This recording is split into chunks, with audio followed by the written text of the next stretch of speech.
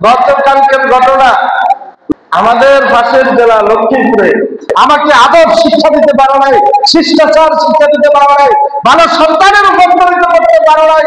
আজকে সেই গুণ সেই উপহার তোমাকে আমি দিলাম। আমি একটা নেশাখোর হিসেবে তোমার মতো অযোগ্য বাবাকে তোমার সেই কুঠল দিয়ে আমি তোমাকে শেষ করে দিই। ঠিক না নাকি? ঠিক না বেটে? বলেন তারপরের কাজ হইল আদাবা, তোমার সন্তানকে আদব শিক্ষা দাও। নম্বর কাজ কোনটা বলেন? আদব শিক্ষা দাও। কোন আদব শিক্ষা দিবেন? আদব তো দুইটা, একটা হইল কি ভালো আদব, আরেকটা হইল কি বেয়াদব। তবে এই এলাকার বেয়াদবের সংখ্যা নাই, আমার এলাকায় আছে, এই জন্য বলতেছি।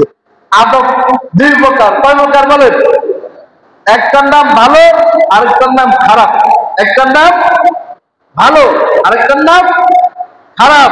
এখন কোন আদব শিক্ষা দিবেন? কোন আদব শিক্ষা দিবেন? গতকালকের ঘটনা আমাদের পাশের জেলা লক্ষ্মীপুরে আব্বা আম্মার কাছে নেশা করার জন্য টাকা চাইছে। কিসের জন্য? নেশা করার জন্য টাকা চাইছে। আব্বা আম্মা পর্যাপ্ত টাকা দিতে পারে নাই, দুইজনকে দুনিয়ার জমি থেকে শেষ করে দিছে। আব্বারে শেষ করছে কুঠাই ভিখারি। আব্বা সারা জীবন আমি যখন জন্মগ্রহণ করলাম তখন থেকে কুঠাইল মারি মারি মাথার ঘাম পায়ে ফেলে আমাকে আদব শিক্ষা দিতে পারো নাই, শিষ্টাচার শিক্ষা দিতে পারো নাই, ভালো সন্তানের রূপান্তরিত করতে পারো নাই। আজকে সেই গুণ সেই তোমার সেই কুঠাল দিয়ে আমি তোমাকে শেষ করে দিই।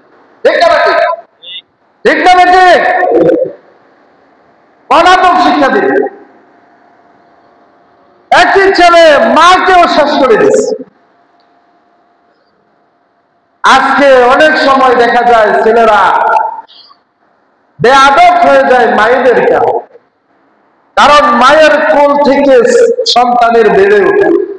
ঠিক না ঠিক? মা যেদিকে পরিচালনা করবে সন্তান সেই দিকে পরিচালিত হবে। মা যে আচার আচরণ শিখাবেন সন্তান সে আচার আচরণ শিখবে। এরপর আদব শিক্ষা দিতে হবে, এমন আচার আচরণ এমন শিষ্টাচার শিক্ষা দিতে হবে যেন আমার সন্তান আদব বলা হয়। কি হয়? আদব বলা হয়ে যায়, বেয়াদব না হয়। মাকে শেষ করছে দাদি কোপায় শেষ করছে।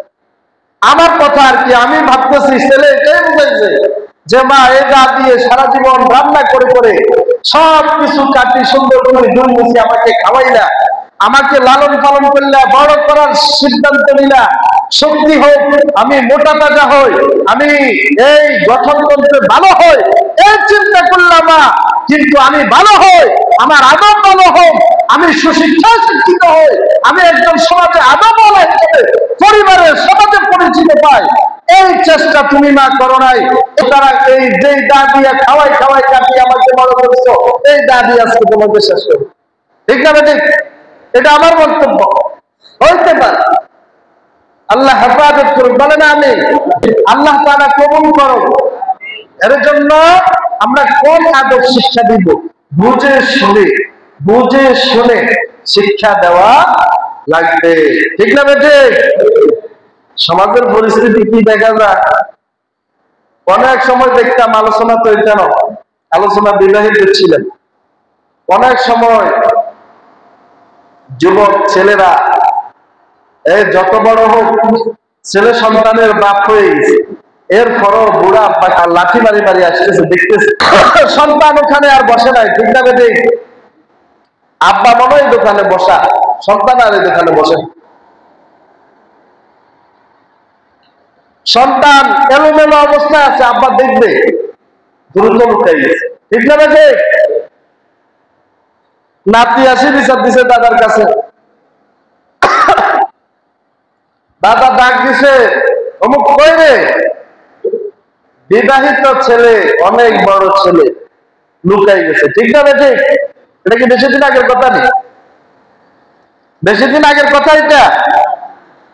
বেশি দিন আগের কথা না, 10-15 বছর আগের কথা, 20 বছর আগের কথা। 20 বছর আগের পরিবেশ এখনকার পরিবেশ। এখনকার ছেলে আব্বার পাশে দিয়ে চেয়ারে আই বসে। বুঝের এরকম ঘটনা কানে আসছে, আব্বা থেকে সিগারেট ধরায় সন্তান খায়। এই বর্তমান পরিস্থিতি। এটা ঠিক হচ্ছে কি হচ্ছে না সমাজে গুলো? রাগ করেননি? রাগ করলেও সত্য, রাগ করলেও সত্য। যতক্ষণ পর্যন্ত অভিভাবক সচেতন হবে না, যতক্ষণ পর্যন্ত মা বাবার পজিটিভ চিন্তা আসবে না, ততক্ষণ পর্যন্ত লক্ষ্মীপুরের মতো কুলাঙ্গার সন্তান জন্মগ্রহণ করবে। কথা ঠিক না ঠিক? ঢাকা যে পুলিশ অফিসারকে মেরে ফেলেছে মেয়ে, একই তো নেশা করার জন্য আরো 2-3 বছর আগে। ঘটনা তো একটাই। এগুলা জন্মগ্রহণ করবে। আল্লাহ হেফাজত করুক, বলেন আমিন। 3 নাম্বার